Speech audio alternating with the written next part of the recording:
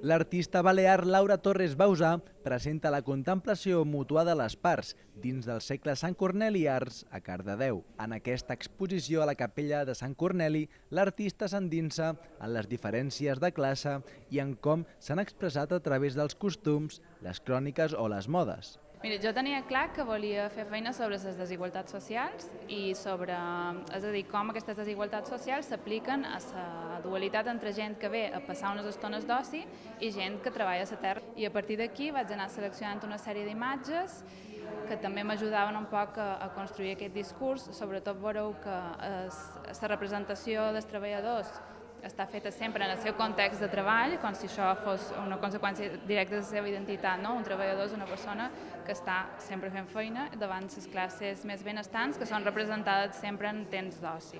La contemplació mútua de les parts investiga les desigualtats socials a partir d'objectes com guants o eines de treball i les imatges que s'han seleccionat de diferents fonts de l'arxiu Tomàs Balvell.